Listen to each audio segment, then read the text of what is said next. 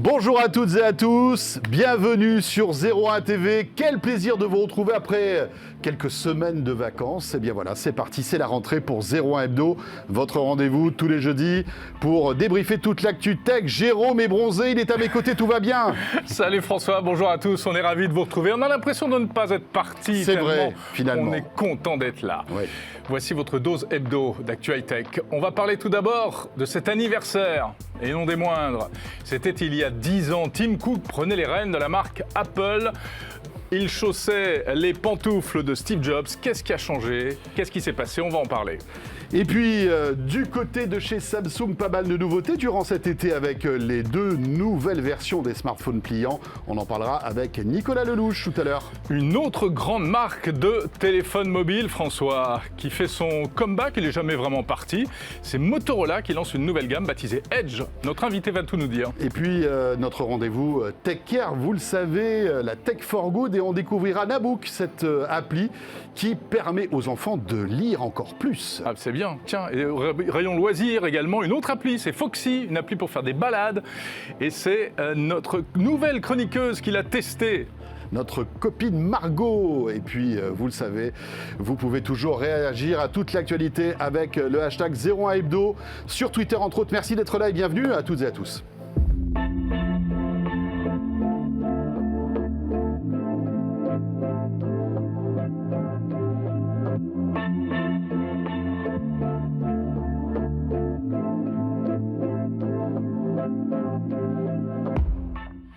Ah voilà, on va le sourire, vous voyez. Oui, bah écoutez, attendez, c'est la rentrée. J'espère que cette rentrée se passera très bien aussi pour vous. En tout cas, on est très heureux, sincèrement, de vous retrouver sur 01 TV, sur les box, bien sûr, sur le web, chaque jeudi pour le débrief de l'actu tech avec toute la rédaction de The 01net. Bon, Jérôme, on va attaquer tout de suite avec eh bien, un gros morceau, tu le disais. Hein, on fête donc les 10 ans de Tim Cook à la tête d'Apple. Ouais, et pas les 10 ans de Tim Cook. Hein, non, il a 6 fois 10 ans. Il en a un tout petit peu plus. Pour en parler, on va prendre quand même l'une des pièces maîtresses de l'actualité et en fait l'un des spécialistes. L'un des spécialistes que vous allez voir apparaître dans un instant tout de suite sur ce plateau, juste après ce petit jingle d'actu.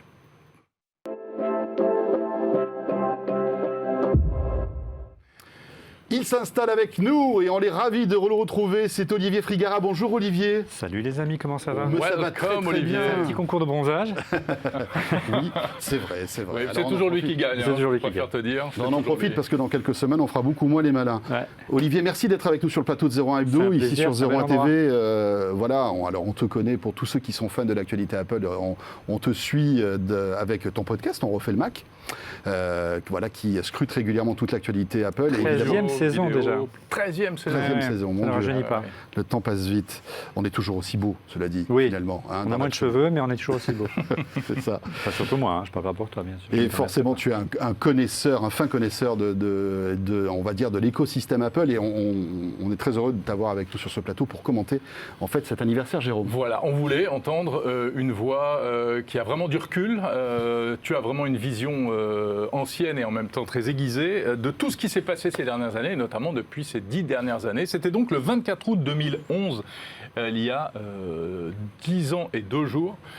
Ce jour-là, Tim Cook succédait à Steve Jobs.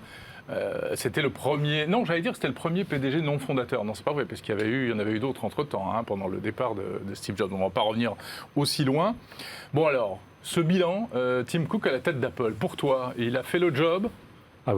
Si on regarde les résultats boursiers et les résultats de vente de produits, il a plus que fait le job, hein, puisque Apple constitue une des principales capitalisations boursières au monde. 2000 milliards de dollars. Voilà, il y a un nombre colossal de salariés, des Apple Store à chaque coin de rue, donc de ce côté-là, il a fait le job. La question qu'on se posait, et on se la posait ensemble à l'époque, souvenez-vous, quand il a succédé à Steve Jobs, on se disait, c'est pas un homme de produit, Tim, c'est un ingénieur, mais c'est pas un homme de produit, c'est plutôt quelqu'un qui s'est fait au sein d'Apple autour de la finance, de la logistique, et on doutait de sa capacité à lancer de nouveaux produits, et puis il a montré au fil des ans qu'il a réussi à marquer l'entreprise et marquer sa différence. C'est-à-dire qu'on a l'impression que ce n'est pas lui qui a trouvé un nouveau cap, mais c'est lui qui a réussi à maintenir le cap, en quelque sorte. Ça, c'est la vraie question. C'est la question. Changé de cap ou il a fait ce qu'aurait fait Steve Jobs? Est-ce qu'il y a toujours l'ombre de Steve Jobs derrière Apple aujourd'hui? C'est difficile. Hein. J'en ai parlé il n'y a pas très longtemps à un ancien haut dirigeant d'Apple qui me disait on succède pas, enfin on prend pas la succession de Steve Jobs. Voilà, c'est pas possible de succéder à une personne aussi charismatique. On doit faire autre chose. Mais en fait, en discutant avec cette personne, on est tombé d'accord sur le fait, et en prenant un peu de recul, que Tim Cook était aux manettes depuis bien plus longtemps que ce jour fatidique de 2011. C'est depuis le début du cancer de Steve, qui est 2005. 2004, même 2003, je me souviens bien, qu'il était aux commandes. Il a pris la direction de l'entreprise par intérim. Il a été préparé par Steve tout au long de cette période initiatique qui a duré 7-8 ans avant le décès de Steve. Et en fait, il a que continué l'œuvre de Steve Jobs. C'est quand même plus facile de continuer une œuvre lorsqu'elle est sur des rails comme celle-là, lorsqu'on a lancé l'iPhone, lorsqu'on a lancé le Mac. Mais il a quand même lancé l'Apple Watch, il a commencé les AirPods, dont on imagine mal le succès que ça représente. Il suffit de se balader dans la rue pour voir le nombre de jeunes qui ont des petits casques et des oreillettes blanches dans les oreilles. Et il a su véritablement élargir le profil de la société sur de nouveaux produits. Il n'a pas révolutionné la marque, il n'a pas révolutionné la tech, ça c'est vrai, ça c'était l'apanage d'un Steve, c'est pas un inventeur, Tim Cook, mais c'est quelqu'un qui sait diriger et qui sait écouter, qui sait s'entourer. C'est rigolo parce que Steve Jobs lui avait dit, avant de disparaître, ne te demande jamais, quand tu prends une décision, si j'aurais fait la même chose. C'était une manière de l'affranchir totalement. Oui, bien sûr. Mais c'est très difficile de s'entendre en fait avec Steve Jobs. C'était quelqu'un d'extrêmement caractériel, Steve Jobs. C'est souvent le propre de beaucoup de... Tyrannique pour certains. Oui, de propre de beaucoup de gens qui ont du génie. Hein. Ils ont pas de temps à perdre. Et quelque part, très rapidement, il s'est aperçu que Tim Cook était son parfait complément. D'abord, ils ont des caractères totalement opposés. Si Steve est le feu, Tim Cook, c'est la glace, il est plutôt froid, il est plutôt calme, alors que Steve était colérique, avait besoin de bouger, avait besoin de mettre son nez partout, réagissait de manière épidermique, ce qui n'est pas du tout le cas de Tim Cook. Et il a très vite compris que ça pouvait être vraiment son complément, qu'il pouvait gérer les affaires courantes, gérer la boîte, et lui s'occuper au quotidien, quand il était encore au sein d'Apple, de tous les projets qui lui semblaient importants, l'iPhone, les iPods, les Mac, et vraiment travailler à la conception des produits. La gestion quotidienne, c'était déjà plus lui lorsqu'il était patron d'Apple. C'est marrant, c'est donc vraiment une histoire d'homme, hein, cette histoire-là aussi. Ouais. Et on a vu qu'il a su s'entourer, écouter et surtout cultiver cette différence qui est la marque d'Apple en termes de produits jusqu'à aujourd'hui, c'est-à-dire vraiment maîtriser le logiciel et le software, le software et le hardware, pardon, et il a réussi finalement cette année à réaliser le rêve fou de Steve, c'est-à-dire vraiment maîtriser toute la chaîne de A à Z. On avait avec le Mac qui inaugure une puce Apple. Sa propre puce. Alors que c'était réservé, il y a pas, c'était inimaginable du temps de Steve, où il était obligé d'aller chez Intel, ou même pour l'iPhone, il était obligé d'aller voir d'autres fabricants de puces que sa propre puce. Quand on se remet durant cette période, donc 2011, où en fait Steve Jobs passe le flambeau à Tim Cook, Steve Jobs se savait condamné depuis plusieurs années.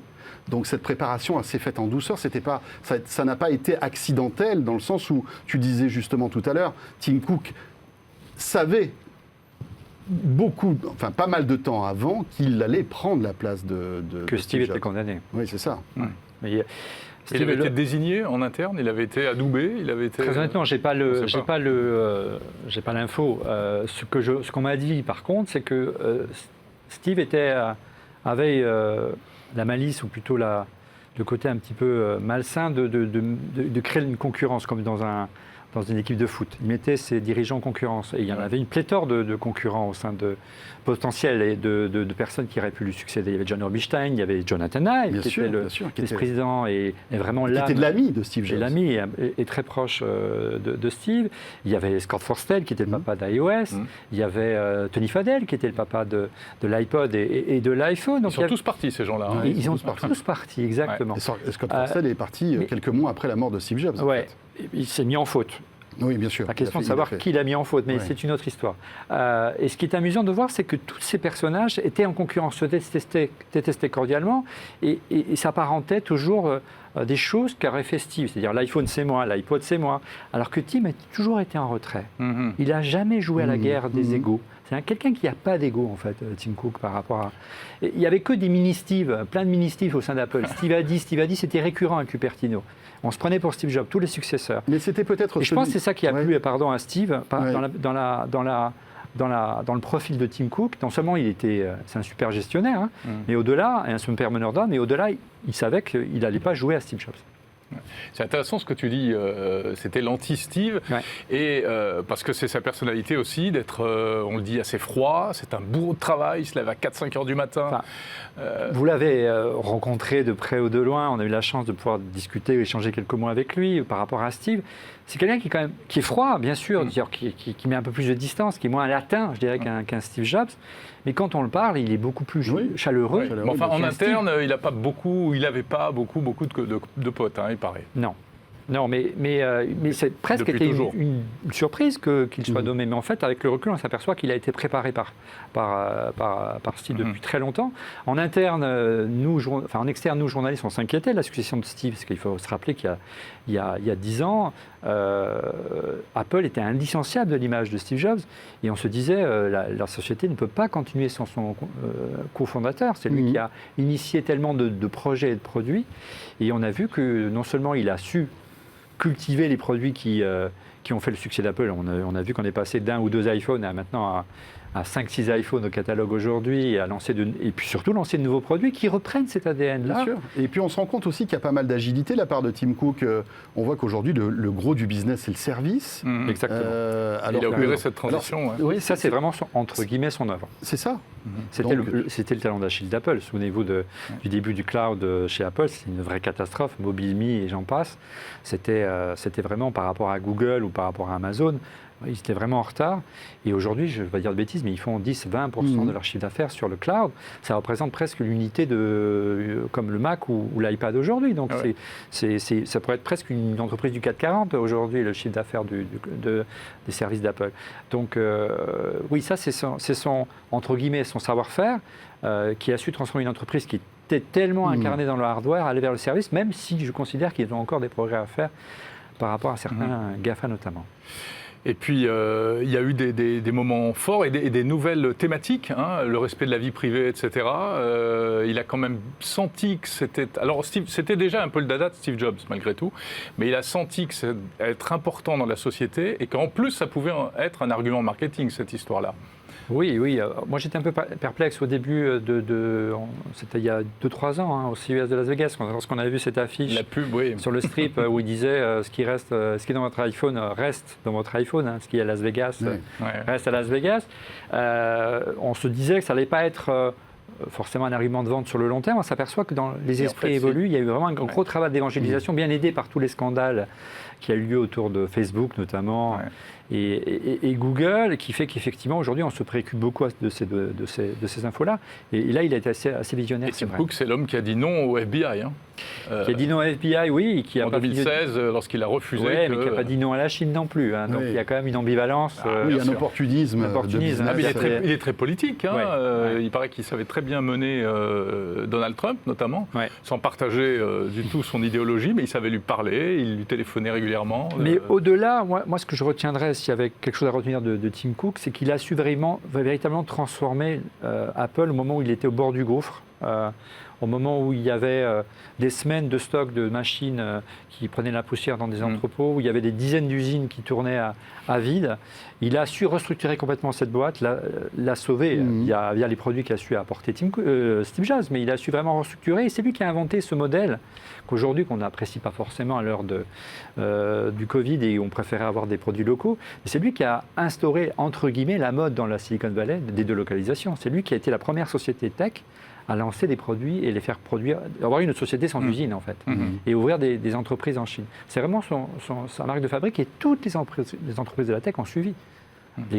Souvenez-vous des compacts, des HP, et on en revient aujourd'hui, mais c'est là où on va voir comment va être l'évolution. Mais c'est ça sa marque de fabrique, et surtout sa maîtrise de la logistique. Aujourd'hui, ils sont capables, regardez les nouveaux iMac, le nombre de coloris qu'il y a, le nombre de détails pour gérer du câble USB qui est vert avec la sortie, avec l'écran qui est vert, le clavier qui est vert, ça multiplié par des millions d'exemplaires, mais c'est un casse-tête logistique. Il n'y a qu'Apple qui sait faire ça aujourd'hui. Ouais. Alors, si on se tourne maintenant vers les 10 prochaines années, on ne sait pas si Tim Cook restera 10 ans, mais il a dit que non. Il est plus très... Voilà, il arrive à la soixantaine. Etc. Exactement. Mais il y a pas mal de défis et les années qui s'annoncent vont être compliquées pour Apple, avec de plus en plus de gouvernements qui pointent du bois l'hégémonie de l'App Store, des 30% de commissions, etc. Là, on sent que la météo risque un petit peu de tourner là, dans les mois ou les années qui viennent pour Apple. C'est vrai, tu as raison, mais je pense que moi, je serais moins inquiet d'être à la place de Tim Cook que celle du patron de Facebook ou de Google. C'est-à-dire la position hégémonique, elle est plutôt de ce côté-là. Il y a un vrai problème de concurrence, tu as raison, sur l'App Store. Bon, s'il faut qu'elle lance un App Store, ils le lanceront, mais ce n'est pas ça qui va mettre en berne l'avenir d'Apple. C'est plus dramatique pour un Google, un Amazon ou un Facebook qui sont vraiment en première ligne. Les problèmes de l'optimisation fiscale, etc. Mais ça, c'est un autre débat également. Moi, je pensais au départ que Tim Cook allait être un président de transition. Je pensais qu'il allait être là pendant quelques années, le temps de recruter un futur Steve Jobs. Et en fait, on s'est aperçu que non. Que c'était lui. Que c'était lui. Alors, qui pour lui succéder demain il n'y a pas beaucoup. Il a fait, tu l'as dit tout à l'heure, beaucoup de vide autour de lui. Jonathan Ive est parti, Scott Forstall est parti, Tony Fadell est parti. Il n'y a pas de dauphin aujourd'hui. Est-ce que il y a que lui qui est devenu. Il y a peut-être Craig Federighi qui est le papa du software, qui est très charismatique. C'est celui lorsqu'on commente, même si on n'est pas sur les mêmes canaux ensemble, les keynotes, on voit bien que c'est celui qui sort du lot, qui a le sang et qui a l'ADN d'un Steve.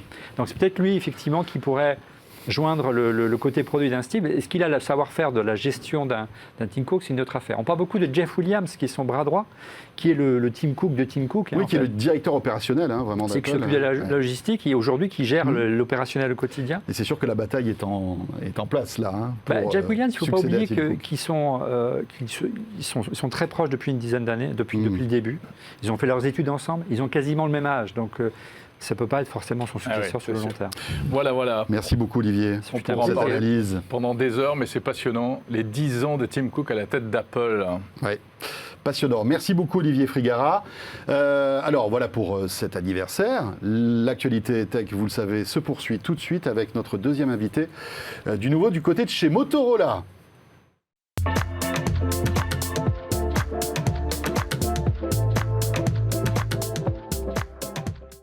Motorola. Hello Moto. Bonjour Camille. Bonjour messieurs.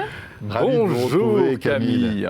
Alors voilà, ça y est, Motorola, le retour. Alors voilà, ça fait quelques mois que... Enfin, finalement, Motorola ne s'est jamais arrêté. Non, Motorola a toujours été là. Tout à fait. Déjà, je vous remercie de me recevoir sur le plateau. Je suis très heureuse d'être avec vous et de réouvrir la saison à vos côtés. Absolument.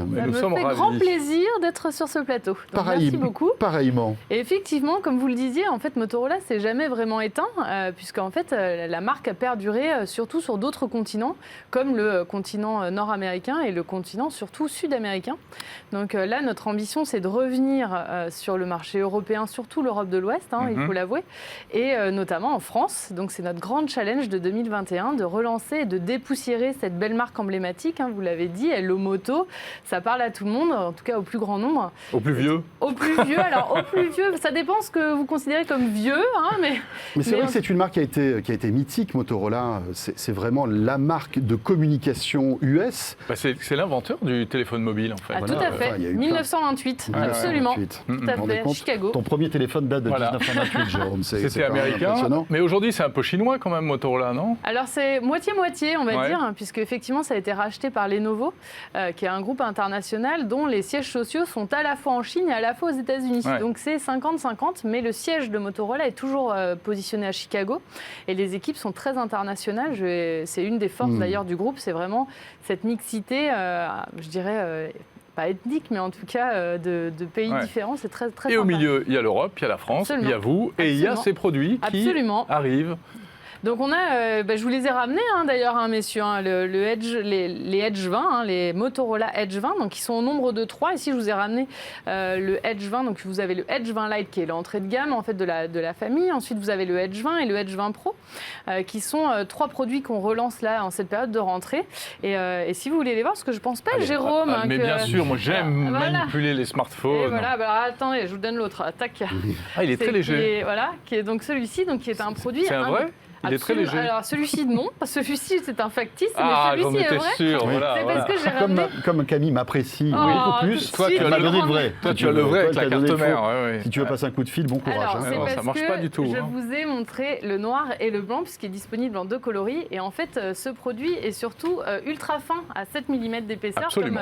comme vous l'avez bien souligné. Et c'est un produit qui a un bel écran, 6,7 pouces, avec la technologie OLED et un taux de rafraîchissement jusqu'à 144 Hz. Donc très agréable à manipuler. Et ensuite, je dirais que la grosse particularité, voilà, vous l'avez bien vu, c'est le bloc photo. Bloc photo. Alors, Jérôme, si vous voulez le manipuler, je vous prête le vrai. Il y a une caméra qui l'a attrapé. Je ne sais pas où elle est cette caméra. Elle est là, la caméra. Voilà. Donc 108 mégapixels, donc un capteur photo vraiment très puissant. Ensuite, vous avez un capteur ultra grand angle et un zoom optique x3 pour pouvoir faire des photos très claires et zoomer directement dans l'image. Et en frontal, vous avez aussi une belle caméra de 32 mégapixels, donc une belle offre photo avec un design attractif. Alors Camille, belle spécificité technique, on va dire. Motorola revient dans le game, comme on dit. Tout à fait. Cela dit, c'est pas gagné. C'est pas gagné parce qu'aujourd'hui, il y a du monde sur le marché. La concurrence, elle est monstrueuse. Les Xiaomi qui sont en train d'exploser les ventes. Oppo qui est en embuscade. Il y a toujours Samsung. Il y a Apple qui va leur sortir ses iPhone 13 là, dans les semaines qui viennent. Comment, aujourd'hui, quand on est Motorola, marque qui essaie de se reconstruire en quelque sorte, parce que c'est une marque, on ne l'a pas dit, qui a été quand même assez malmenée il y a quelques années, et qui revient maintenant aujourd'hui, qui a quand même une belle histoire. Comment faire pour se tailler une part du gâteau dans cet environnement qui est ultra compétitif? Alors comme vous l'avez dit, c'est une marque qui a été malmenée, mais c'est une marque qui a été aimée. Profondément aimé. Donc il y a un capital sympathie qui est très fort. Quand on est arrivé, parce que l'équipe est fraîchement arrivée chez Motorola France, qu'on est tous arrivés à peu près en début d'année, janvier, février, tout ça. Le premier objectif, ça a été de poser un diagnostic sur cette marque. Où est-ce qu'on en est? Est-ce qu'elle est connue? Est-ce qu'on l'aime? Est-ce qu'on l'aime toujours? Est-ce qu'on la connaît? Est-ce qu'on l'associe à l'univers des smartphones? Et il en est ressorti 3 choses étonnantes. La première, c'est que oui, la marque est connue, puisqu'elle a eu vraiment ses heures de gloire dans les années 2000, 2005 à peu près, où tout le monde avait son Razor, toutes les stars américaines avaient son fameux clapet. On était très fiers de l'afficher. J'en avais un moi aussi. Voilà. Alors, et une des réponses qu'on a eues, c'est « Ah, mais Motorola, c'était mon premier clapet, ou c'était le téléphone de mon père. » ou on a eu pas mal de réponses de ce type-là. Le deuxième constat, ça a été que le Hello Moto, que vous avez également lancé en démarrage de l'interview, était très connu également. Et le troisième constat, c'est qu'on a quand même un avantage de taille, c'est qu'on a une marque qui a un capital sympathie très fort, qui est connue, et donc on ne part pas de zéro. Donc effectivement, on a des ambitions de dépoussiérer cette marque, puisque c'est ce qu'il faut faire. C'est, la marque, ça fait partie des critères d'achat. Et comment réaccrocher l'innovation à une marque vieillissante? C'est ça, en fait, l'équation. Comme vous l'avez vu, on a des designs qui sont bien plus dans l'air du temps, très innovants. On a des produits très fins, des finishes mat, une belle offre photo. On a vraiment construit, en tout cas avec les Edge 20, une offre produit qui est vraiment attractive. Alors, moi, je vais me mettre du point de vue du consommateur. OK, ils sont sûrement plein de qualité, mais moi, il y en avait un qui me plaisait beaucoup plus. C'est celui qui est sorti en 2019, le Razer à écran souple, pliable, en fait, pliable. Oui. Ouais. Celui-là, il va avoir un successeur ou pas? Alors ça, c'est effectivement, je dirais, l'air du temps. Oui. Puisque en plus, on voit Samsung, on va en parler tout à l'heure, qui arrive avec ses pliants. Absolument. Camille qui connaît un petit peu Samsung quand même. Un petit peu, même plutôt bien. Plutôt une maison que j'affectionne d'ailleurs. Le fait est que, du coup, effectivement, nous, chez Motorola, on a la chance d'avoir cette gamme de pliants également, avec ces écrans tactiles. Donc ils sont toujours disponibles. D'accord. Et surtout, on est en train de travailler activement sur les successeurs, mais ça, je vous en parlerai sûrement l'année prochaine. Moi, j'ai envie de me mouiller. Je pense que c'est vraiment un best-seller du futur, ça. Le truc à clapper à écran pliant. Alors effectivement, c'est une belle innovation. Ouais. C'est une belle innovation. Ça autant comme un ça, peu on n'y croit pas trop, autant...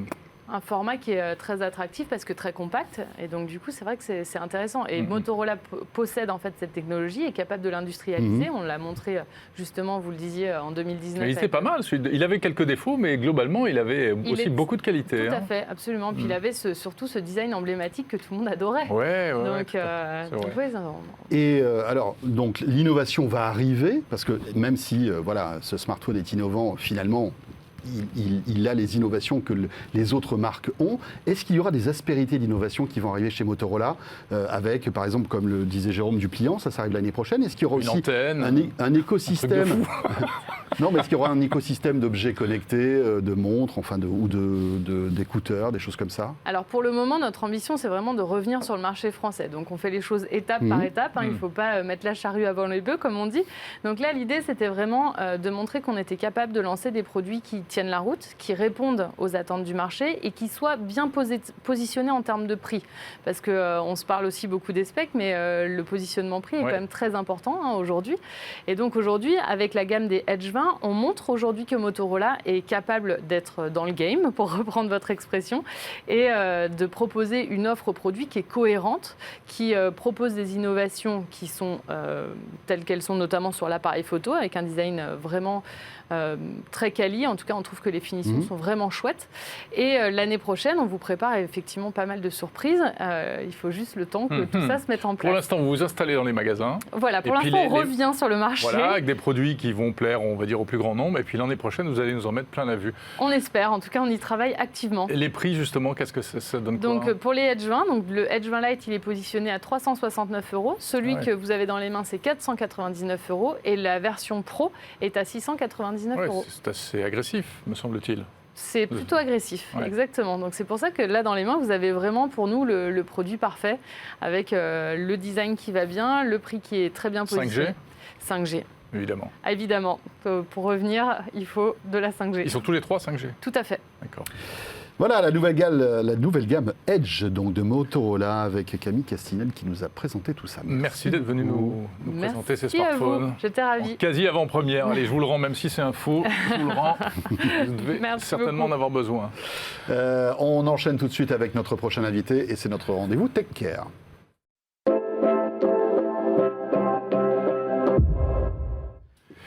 Et oui, la Tech for Good, vous le savez, qui est chaque semaine dans 01 Hebdo, ça va se poursuivre pour cette nouvelle saison. Eh ben, c'est une bonne nouvelle, François. Bien sûr. Chaque semaine, nous recevons un invité qui nous parle d'une innovation ou d'un service ou d'une appli qui fait du bien à la planète, qui fait du bien aussi aux gens. Et bien voilà, exactement. C'est bien Caroline vendu, non? Fogarassi est avec nous. Bonjour.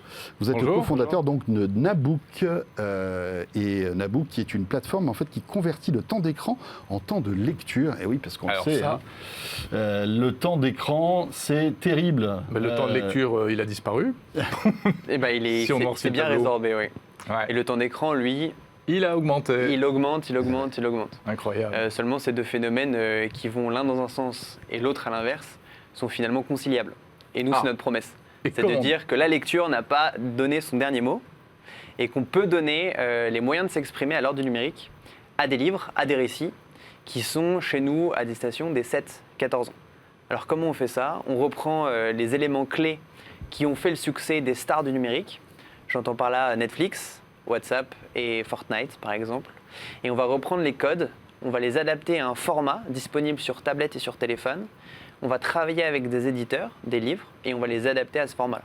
Alors, pour être plus concret, vous connaissez tous WhatsApp. Vous transformez le rouge et le noir en Fortnite, c'est ça? Alors, on transforme le rouge et le noir dans un mélange entre Fortnite, donc un côté pour jeu. les 7-12 ans, le rouge et le noir, je ne suis pas sûr quand même. Oui. C'est un peu jeune, mais c'était l'exemple. C'était l'exemple. On voit l'interface derrière vous, l'interface de votre appli. Alors, vous devez donc voir... non, ne tournez pas la tête parce qu'on ne vous entend plus. C'est pas grave. On voit donc l'interface. On voit l'interface qui est une interface à la Netflix. Vous avez une bibliothèque, vous pouvez choisir des œuvres. Chaque œuvre a été découpée en une sorte de feuilleton, donc des épisodes. Ça, c'est le premier facteur clé de succès qu'on reprend. Ensuite, quand vous allez commencer à lire ces épisodes au fur et à mesure, vous allez pouvoir les lire à la manière d'une discussion WhatsApp.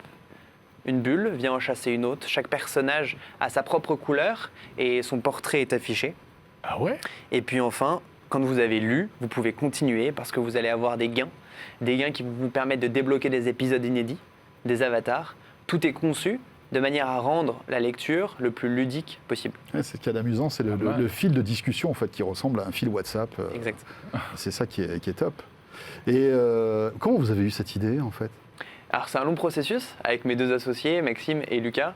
On s'est penché sur la question de la lecture et un soir à un dîner de famille, l'une de nos cousines nous dit « Je n'arrive pas à faire lire mes enfants, ils passent leur vie derrière des écrans et quand je leur mets un bouquin dans les mains, ils râlent. » On s'est rendu compte que cette famille... On ne peut pas zoomer, on ne peut pas s'arrêter. Et puis il y avait aussi ce côté intimidant du livre qui parfois est épais et qui n'entraîne pas à la lecture, n'incite pas à la lecture. Et vis-à-vis de ça, on s'est rendu compte que cette famille, loin d'être isolée, était dans la norme, dans le standard français. Et par ailleurs, on a observé 2 choses assez contradictoires. Il y a une vraie demande pour la lecture. D'après l'étude du CNL, baromètre 2017, vous avez 8 enfants sur 10 qui déclarent aimer lire. Seulement, vous en avez 3 sur 10 qui lisent tous les jours. Et le décrochage de la classe d'âge est énorme, 50%, c'est gigantesque.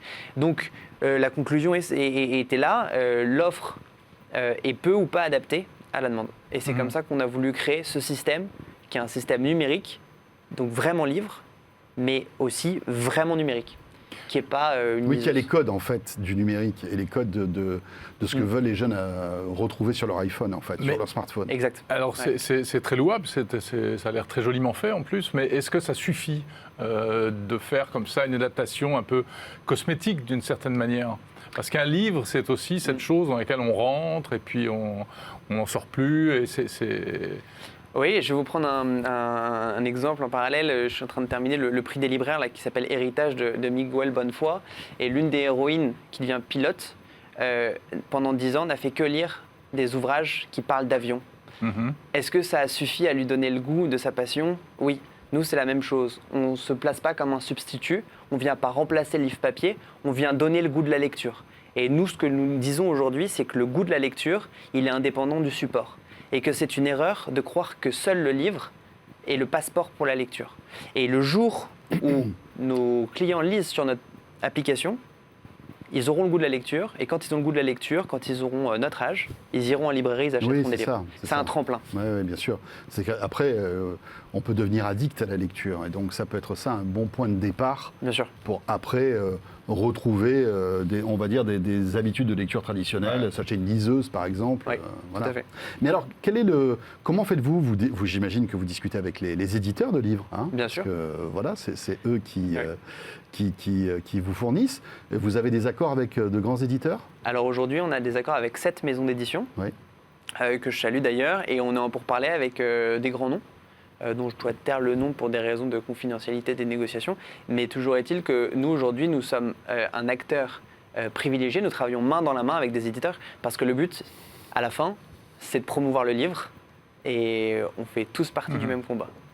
Combien ça coûte? Oui, quel est le modèle économique? 5,99 par mois, modèle d'abonnement à la Netflix, pour un abonnement premium. Si vous avez plusieurs enfants, vous pouvez rattacher plusieurs profils enfants au même compte par an, 7,99 ou alors 49,99 à l'année. Bientôt en carte cadeau prépayée pour offrir à vos enfants, à vos petits-enfants de la lecture, 3 mois, 6 mois, 1 an. Et on ne pouvait pas imaginer un modèle un peu freemium, un peu à la Spotify, avec ou de la publicité ou peut-être donner envie aux gens de goûter ce truc-là avant de pouvoir s'abonner? Alors vous avez tout le loisir de le goûter, puisque vous avez 7 jours gratuits. Oui, voilà. Et ensuite, nous avons fait le choix de ne pas mettre de publicité. Nabouk, ça vient, c'est une double étymologie. Oui, pour les enfants en plus. Une étymologie babylonienne, c'était le dieu de l'écriture et la lecture, et c'est aussi une étymologie star warsienne, si je puis dire, puisque c'est une planète forte de culture qui est préservée des aléas de l'univers de Star Wars, et c'est ce que nous voulons faire au travers de cette application, une application où on peut lire, grandir en toute sécurité, loin des pubs et loin des fake news. Et donc dans ce sens-là, on a fait le choix de se rémunérer uniquement par abonnement, avec une bibliothèque dont on vous loue la clé, mais dans laquelle vous êtes sûr que vous n'y ferez pas de mauvaises rencontres. Très bien. Très bien. J'imagine que ça demande pas mal de travail pour réadapter en fait tous ces ouvrages, parce que quand on voit les fils de discussion, voilà, il y a chaque personnage qui est identifié, etc. C'est du boulot. C'est fait à la main ou ce sont des moulinettes Alors c'est pour partie de la moulinette, en effet. 70% de tout le processus est adapté par un outil qu'on a développé en interne. Nous sommes une équipe d'ingénieurs. On vient à la fois des écoles télécom, des écoles ENS et mines. Et par ailleurs, on a une équipe, on a un vrai métier, une expertise qu'on a développée depuis 3 ans 3 ans que nous existons et que nous adaptons des textes qui nous permettent, grâce à des auteurs avec qui nous sommes en cheville, une quinzaine d'auteurs prestigieux comme les papas d'Erasmus Moquette, des Garfield ou des Foot de rue, de mettre à disposition les meilleurs écrits sur la meilleure plateforme, Nabook. Donc on trouve aussi bien des classiques qu'on a vus et que des titres récents. Vous trouverez etc. Molière, Jules Verne, Le Tour du monde en 80 jours, qui fonctionne très bien chez les enfants entre 8 et 10 ans. Et puis vous trouverez également des titres plus récents avec nos éditeurs partenaires. Est-ce que les parents peuvent savoir un petit peu si leurs enfants utilisent cette application ? Bien sûr. Vous avez un espace parent dans lequel on va remonter des statistiques d'utilisation. On va pouvoir vous dire non seulement le temps qu'il y a passé, mais également le nombre de personnages qu'il aura rencontrés, les thématiques qu'il a pu aborder, et puis en effet le nombre de mots qu'il a pu découvrir. Pourquoi ? Parce qu'au sein de l'application, vous avez une surcouche pédagogique, un mot, une référence culturelle, une référence historique. En gras, souligné, vous cliquez dessus, vous avez les définitions qui apparaissent. Définitions qui peuvent être travaillées en synonyme, en lien audio, lien vidéo, ou bien en dessin, dans le cas d'une référence culturelle. Notre-Dame, par exemple, quand on a fait une histoire sur le couronnement, le sacre plutôt de Napoléon, on parle de Notre-Dame et on raconte un peu l'histoire de Notre-Dame. Cette surcouche pédagogique, elle apparaît dans les rapports qui sont transmis aux parents. Très bien. Eh bien, écoutez, bravo. Nabook. Super. Nabook, très très bonne initiative, très belle initiative française. Merci. Merci beaucoup. Merci. Caroli Fogarassi, donc le cofondateur de Nabook. iPhone, iOS, bien sûr. iPhone, iOS, partout, Android, Play tablette, Store téléphone. aussi, bien sûr. 5,99. Eh ben voilà. Merci. Super. Bon, eh bien François, si on reparlait un petit peu de smartphone, qu'en dis-tu ? Tout à fait. Et peut-être que l'application Nabook sur un téléphone pliant, ça a de la gueule, Ça je va pense. pouvoir le faire. Ouais, je pense que. Eh bien, vous savez quoi ? On en parle tout de suite avec Nicolas Lelouch.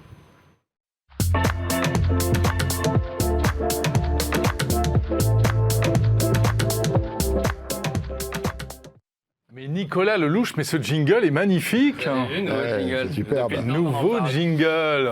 Qui jette ses smartphones. Il en a tellement Oh qu'il là les là. jette par-dessus. Il m'avait énervé celui-là. Oui, il était pas Je bien. pouvais plus, j'ai dit j'en ai marre de celui-là, je change.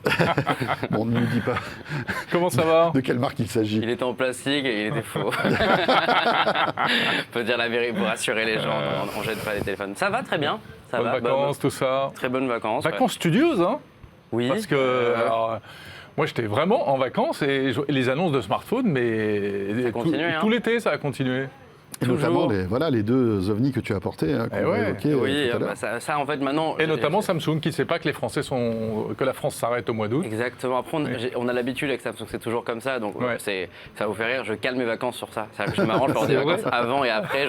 Je reviens début août Quelle pour conscience m'assurer d'avoir professionnelle. Ah, c'est important quand même. C'est des produits qui intéressent les gens, Bien donc sûr. c'est important de. C'est toujours au mois d'août. Mais c'est vrai que c'est discutable de se dire, tiens, en plein milieu du mois d'août, lancer deux téléphones. Oui, mais il n'y a que la France qui s'arrête comme ça. Hein. Les Américains et les Chinois, les Coréens, ils ne comprennent pas ce qui se passe. Ouais. Oui, ça reste étonnant quand même comme calendrier. C'est vrai que c'est assez calme partout. Généralement, les étés, c'est les mois des bêtas pour les versions logicielles, pour les mises à jour à venir, mais les produits arrivent à la rentrée. Mais c'est vrai que Samsung est un des rares constructeurs à avoir un événement qui est programmé Après, cela dit, en bon, août voilà, tout le temps. ils ont un coup de projecteur unique vers eux, C'est sûr, puisqu'il n'y a pas oui, grand oui. monde qui... Et ils savent qu'on va parler d'eux. Disons qu'à part Samsung, il n'y a qu'Apple qui pourrait se permettre de faire un événement. Ils n'en font pas l'été, mais il y a qu'Apple qui pourrait se permettre de faire ça. Les autres constructeurs, il y a le risque que la presse généraliste, qui cible le plus, ne s'intéresse pas à eux. Il y a Honor aussi qui a décidé de communiquer cet été, je crois. Oui, hein. Honor, après c'était une annonce décalée, parce que c'est une annonce qui a d'abord été faite en Chine et qui a été annoncée en France un peu plus tard.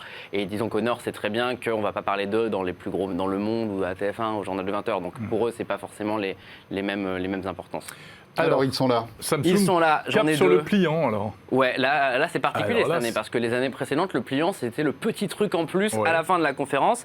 Là, cette année, c'est le produit principal. Donc ça prouve qu'il y a un changement de volonté chez Samsung. Et ça se sent aussi dans les produits. Je teste surtout le Z Flip 3 depuis un peu plus d'une semaine. Le Fold, je vais pas tarder à le prendre. J'ai joué avec, mais j'ai pas eu l'occasion de l'avoir au Qui est quotidien. ton smartphone préféré, le Fold, hein, Le habituellement. Fold et le Fold 2, c'est des gros Ah coups de cœur. Et là, je vais vous surprendre. Je pense que cette année, le coup de cœur, c'est lui. Ah bah, ça Et m'étonne pas. c'était Moi, je pas l'ai le pas cas encore eu l'année en main, dernière. mais Tiens, je te merci. le prête trouve avec que là, plaisir. ça commence vraiment à être sérieux. Là, je pense en effet form que tu factor. résumes très bien le truc. Ça commence à être sérieux. On va faire quelque chose qu'on fait jamais. On commence par le prix parce qu'il coûte 1059 €. C'est beaucoup, Ouais. mais c'est 500 € de moins que l'année dernière. Et quand on a une chute de 500 €, on va finalement commencer à s'adresser au grand public. Et je pense que là, il y a vraiment quelque chose. Je peux faire une photo, tu m'autorises? Bien sûr, tu peux allumer le petit écran, c'est très sympa, tu vas voir. Et ce qui est intéressant aussi, c'est que non seulement il a perdu 500 €, mais en plus, il est vraiment meilleur. Enfin, il est mieux fini, il est maintenant étanche dorénavant.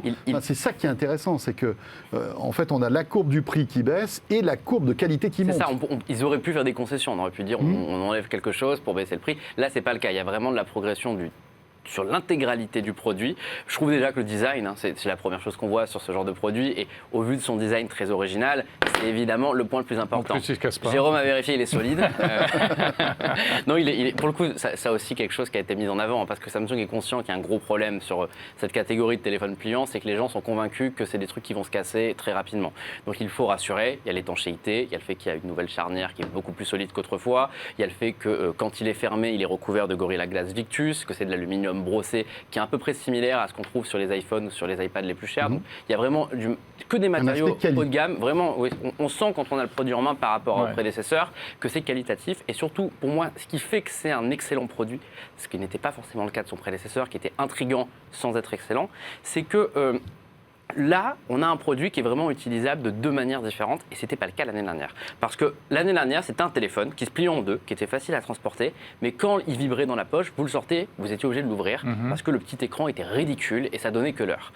Là, cette année, à chaque fois qu'il vibre, en fait, je le sors, j'ai l'écran de devant, je lis mes notifications dessus, je fais un petit geste pour voir le reste des notifications. Si j'ai envie d'y répondre, je peux le faire directement par là. Et tu n'as pas besoin de tu fais un double tap sur l'écran pour le réveiller. D'accord. Je peux avoir la météo. Il y a un petit chat. Oui, j'ai trouvé ça très mignon, j'ai ajouté des animaux, il y a des animaux au hasard qui apparaissent sur l'écran devant. Bon, on peut faire pas mal de choses, évidemment c'est anecdotique, mais le fait d'avoir cette utilisation-là, ça rend finalement l'utilisation du téléphone complètement différente. Parce que vous n'êtes pas distrait par toutes vos notifications, par toutes vos applications, vous vous contentez de l'essentiel. Vous l'utilisez moins, et quand vous en avez besoin, franchement, on peut dire oui, mais on me demande souvent, c'est pas embêtant de devoir ouvrir son téléphone à chaque fois? Pas du tout. Ouais. On avait l'habitude en fait avant le ouais, smartphone. Mais alors par contre, pas facile de le faire d'une main. Hein. On prend le geste, j'y arrive. On prend le geste, c'est vrai. Bon. C'est pas facile du premier coup, c'est sûr. Mais franchement, on s'y fait. Le format est super cool. Je pense que ça va séduire beaucoup de monde. À 1 000 €. Mais c'est quoi cette couleur de fou là? C'est crème, je crois, celle-là. Mais ils l'ont décliné quasiment en une dizaine de couleurs. Il y a une vraie volonté. Je pense que la cible n'est pas la personne qui achète du Samsung, mais la personne qui achète un iPhone. Parce que beaucoup de ces personnes-là ne l'achètent pas parce qu'ils sont amoureux de l'écosystème Apple, mais parce que c'est cool. Et c'est pareil. Là, Samsung se dit il y a une opportunité, c'est de faire quelque chose de cool et d'innovant. Exactement. Je trouve franchement le produit hyper abouti, c'est réussi. Il y a un bémol, l'autonomie, qui est suffisante pour quelqu'un qui va utiliser un téléphone, on va dire, de manière très grand public en soi. Ça va vraiment être cet usage-là. Par contre, pour le geek, potentiellement celui qui nous regarde, celui ou celle qui nous regarde actuellement, si vous êtes vraiment toute la journée sur votre téléphone, il ne tiendra pas la journée ce produit. Et ça, c'est un peu problématique. Ça fait que c'est encore compliqué pour moi de le recommander à tout le monde, de dire ça y est, tronquez votre téléphone, prenez un téléphone pliant dès maintenant, mais on s'approche quand même de quelque chose de très abouti, et je pense, et j'en discutais avec Samsung tout à l'heure, qui nous dit que les ventes entre l'année dernière et cette année sur le lancement pliant sont multipliées par 10 sur le début. Donc ça veut dire que c'est en train de monter. Ça prend. Je pense qu'on va voir des Z Flip dans la rue assez rapidement. Ouais. Est-ce qu'avec ce type d'appareil, Samsung reprend la tête de l'innovation ? Parce qu'on avait l'impression que ces derniers temps, malmené par la concurrence chinoise, malmené aussi par l'iPhone, Samsung était un petit peu en retrait. Est-ce que là, ils reprennent le lead, à ton avis, avec ce type d'appareil? Ils le prennent clairement en termes d'image, en termes de capacité à innover, ça c'est évident. Ils ont toujours été bons là-dessus, mais c'est sûr que sur les écrans pliants, ils ont une avance sur la concurrence directe, les Chinois, qui est assez conséquente. C'est eux d'ailleurs qui vont fournir bientôt les autres pour arriver à rendre le format plus intéressant. Après, le problème, c'est que même s'ils sont en termes d'image plus innovants que les autres, il y a le volume. Et on a beau être le plus innovant, celui qui montre des technologies, il y a plein de startups chinoises qui tous les ans montrent des trucs qui arrivent 3 ans après sur le téléphone, la caméra sous l'écran par exemple. Donc j'ai envie de dire que si Samsung n'arrive pas à imposer ce produit autant qu'un Galaxy S ou qu'un Galaxy Note, ça risque d'être compliqué d'être vraiment leader de l'innovation parce qu'il faut que le produit se voit pour qu'il cartonne. Un mot sur le Fold? Un mot sur le Fold. Là, on est sur une plus petite évolution. Finalement, c'est pas étonnant parce que le Z Fold 2 était tellement amélioré par rapport au précédent qu'il n'y a pas eu besoin de tout changer. Le design est quasiment similaire, si ce n'est l'appareil photo qui a un nouveau format. Les deux nouveautés principales, en plus de tout ce qu'on a vu sur le Flip, donc l'étanchéité, la solidité renforcée, le fait que c'est plus compliqué de le casser, ça va être le support du stylet, mais avec là aussi un gros bémol, à savoir que le stylet n'est pas, on peut pas le mettre dans le téléphone. Comme dans Galaxy Donc c'est chiant. Bah voilà, ouais. désolé, mais Bien sûr. c'est pas du tout pratique de se balader avec Tu vas ça en dans perdre une 10 poche. par an, quoi. On va le laisser à la maison. C'est sûr. Après, ça marche très bien, hein, et il faut reconnaître que le Galaxy Note était déjà super bien pour prendre des notes. Là, une surface aussi grande, c'est une mini tablette, c'est super cool, ça marche le bien. stylet de Donc, l'iPad. là-dessus, c'est bien. Maintenant, il va falloir, s'ils veulent vraiment développer le truc, que l'année prochaine, on ait un slow pour le stylet intégré au truc, sinon ça sert à rien. Et l'autre nouveauté, et là, c'est un échec complet, mais vraiment. Je ne comprends pas pourquoi Samsung a lancé ça maintenant. On a une caméra sous l'écran ici. Ça va être difficile à percevoir, je pense, de là où on est. Mais en fait, là, la caméra est cachée par un petit écran OLED transparent par-dessus, qui du coup s'allume quand vous n'êtes pas en train de l'utiliser. Sur le papier, c'est prometteur, ça marche super bien. Le problème, c'est que dès que vous êtes en face, moi là je le vois particulièrement, il y a une grille de pixels immenses qui ne sont même pas de la même couleur que le reste de l'écran. C'est pas beau. C'est franchement... quand on voit ce que fait Xiaomi ou ce que fait TCL maintenant sur les caméras sous l'écran, certes dans sans doute des volumes un peu inférieurs, ils ont 2 ans d'avance sur Samsung. Ça, c'est ce qu'on voyait dans les prototypes il y a 2 ans. Donc pourquoi le lancer sur un produit qui coûte 1 800 €, je ne sais pas, parce que c'est le prix, 1 800 €. Bref, c'est un petit peu la déception. Après, pour le reste, on retrouve ce qui fait le succès du Fold. Une tablette super pratique à utiliser, une plutôt bonne autonomie, de super performance. Et quand vous en avez marre, en poche, plus étroit que les autres téléphones. Il y a une housse quand même pour ranger le stylet. Ouais, elle est là. Non, mais oui, il y a une housse. Il y a une coque pour le téléphone. Oui, il y en a. Après, je pense que les gens sont d'accord avec moi pour dire qu'elle est très encombrante et qu'elle rend le téléphone très laid. Tu veux dire qu'elle est moche? Elle est moche, oui, je pense qu'on peut le dire. Mais bon, en tout cas, si on veut, il y a toujours cette possibilité. Mais je suis particulièrement enthousiaste, comme les années précédentes, sur ce secteur client. Je ne sais pas si ça va marcher, mais c'est cool de voir. Tu es fidèle à toi-même. Et on verra Merci beaucoup, Nicolas. Les constructeurs qui vont s'y mettre. Merci beaucoup, Nico. Merci à vous. Et puis, un nouveau rendez-vous maintenant. Un nouveau rendez-vous avec une nouvelle journaliste de la rédaction. Enfin, que tu avais reçu, je crois, quand je n'avais pas été là. Oui, quand tu n'étais pas là, j'ai invité des filles. Oui, c'est ça, mais tu as bien raison. Et notamment Margot. Je ne tiens pas, quand je ne suis pas là, je ne tiens plus. C'est fini. Margot, vous allez retrouver désormais toutes les semaines, c'est ça, journaliste à 01net. Journaliste à 01net pour nous parler d'appli. Parce que c'est bien les produits, les appareils, mais il faut des choses intéressantes à mettre dedans. Il faut des trucs bien pour les utiliser. Eh bien, elle va nous dénicher des bonnes applis vraiment utiles. Et on va commencer, François, par Foxy. Regardez ce petit reportage.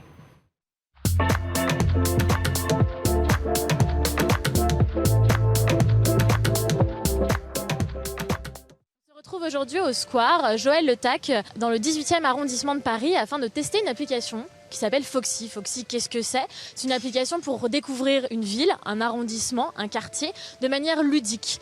Vous avez plusieurs jeux qui vous sont proposés, donc vous avez les balades ludiques, les jeux de piste ou encore même les enquêtes ou les chasses au trésor. L'application se compose sous forme de blocs, vous choisissez le bloc et donc vous choisissez aussi le résumé qui vous convient le mieux, qui correspond à vos attentes, en tout cas à ce que vous souhaitez faire. L'application est payante, en tout cas certains parcours le sont, 2 seulement sont gratuits et se trouvent à Paris et c'est un partenariat avec la RATP. Bon du coup on va l'essayer, c'est parti? Allez on envoie. Dans le Square, un monument est dédié au dessinateur suisse Théophile Stenlen. Prenez la rue Saint-Vincent à gauche. Montez les escaliers sur votre droite où vivait le peintre-poète. Indiquez seulement le numéro de la maison. Alors, on va regarder au-dessus, à gauche. En fait, il y a une photo. Donc je pense qu'il faudrait regarder un truc qui ressemble à ça. Et je crois que c'est ici. Donc on va regarder le numéro qui est juste devant la porte là-bas et on va essayer d'entrer la réponse. 36. Bravo, vous pouvez passer à la prochaine étape. On est à la 3e étape et je ne sais pas combien d'étapes il y a en tout. Voilà, je tenais juste à le préciser au cas où. C'est le plus célèbre lapin de Paris. Comment s'appelle-t-il? Le petit lapin. Alors du coup, on vient d'arriver devant le petit lapin. L'image est bien là. Et il s'appelle le lapin agile. Hop, on va écrire à l'intérieur le lapin agile. Et on va voir si c'est bon. Bravo. Vous passez à la prochaine étape. Remontez la rue des Saules. Cherchez ces 2 accessoires indispensables à l'amateur de bon vin. La rue des Saules, Donc les 2 accessoires indispensables de l'amateur de bon vin. Donc je pense que là on a la bouteille, mais on a aussi derrière le tire-bouchon. À consommer toujours avec modération, bien entendu. Donc 5e étape, une erreur s'est glissée sur la photo, saisissez la vraie couleur de la maison. La petite maison.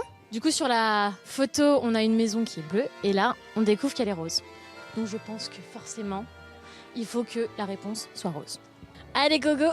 Bon, ça grimpe quand même, hein. Ça monte un peu. On a un appel entrant. Ok, on décroche. Oui ? Tournez à gauche rue du Chevalier de la Barre, rejoignez le Sacré-Cœur. On a quand même les petites rues de Montmartre, c'est quand même sympa. Le décor est joli quand même. Quand on connaît pas, c'est une belle balade à faire, je pense. Oh ! Nous voilà, place du Tertre.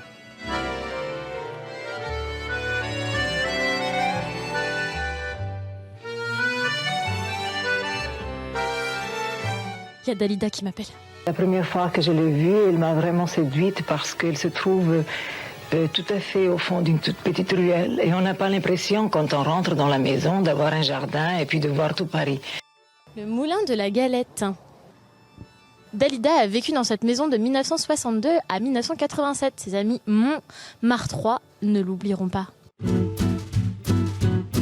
Alors du coup, il faut trouver ce tableau. Et du coup, quelle phrase passe en revue 311 façons de l'exprimer dans près de 250 langues différentes, en 3 mots. C'est bon, on l'a trouvé. Je t'aime. Alors, à la nouvelle étape, là, l'étape 23, il faut aller tout en haut de la rue Tolosé, là où on se trouve. Dans la rue Le Pic se trouve un panneau racontant l'histoire de Blutefin. Scanner ce tableau. Du coup, on a aussi des éléments à scanner, donc ça, on est en train quand même de diversifier les jeux et surtout notre parcours, en fait, tout simplement. Donc là, je scanne le panneau. Pas l'impression que ça marche trop. Donc du coup, il nous fallait trouver une statue, place Marcel Aimé, et nous voici devant la statue, et il s'agit du passe-muraille. La statue a justement quelque chose à vous dire. Là, il faut scanner son visage. Donc on va essayer de scanner. Tout à l'heure, ça n'a pas été vraiment une grande réussite. On va voir ce que ça donne là. Je suis le passe-muraille, héros d'une nouvelle fantastique de Marcel Aimé. Mon pouvoir, vous l'avez deviné, est de passer à travers les murs. Sympa, il prend des nouvelles de nous. Revenez sur vos pas, juste à côté du théâtre Topic. Alors, on revient souvent sur nos pas quand même. Alors, ça vous dit quelque chose ici ? Pour vous, c'était peut-être il y a, je ne sais pas, 2-3 minutes. Pour nous, c'était quand même il y a 2 heures. 2 heures où on piétine et on fait tout un tour, surtout du quartier de Montmartre. Donc, c'était plutôt sympa, ludique. On a eu quand même quelques petites activités différentes. Donc, forcément, les petits appels, on n'oublie pas. Le scan ne marche pas forcément à chaque fois, comme on a pu le voir. Et puis, surtout, ça manque un petit peu de réalité augmentée. C'est le petit hic qu'on a bien noté. Alors pourquoi pas, pour les projets futurs et l'évolution surtout de l'application. En attendant, pour les balades touristiques et surtout avec des enfants ou même entre amis ou solo, c'est pas mal. On a bien aimé en tout cas. Voilà, Margot Duchesne, qui est journaliste à 01 TV et qui nous a fait ce petit reportage bien sympathique de l'appli Foxy, Jérôme. Sympa cette balade dans Montmartre, en plus en plein été. Donc si vous êtes parisien ou si vous êtes touriste et que vous venez à Paris, c'est un moyen original de visiter les quartiers de Paris. Ce 01 Hebdo est terminé, le 01 Hebdo de la rentrée. La bonne nouvelle, c'est qu'on sera là toute la semaine et durant toute cette nouvelle saison. Vous le savez, chaque jeudi soir sur 01 TV, sur les box bien sûr, mais aussi sur le web. Et évidemment, cette émission est multidiffusée tout au long de la semaine. Voilà, merci pour votre fidélité. Merci de nous suivre donc. Portez-vous bien et à la semaine prochaine. À très vite.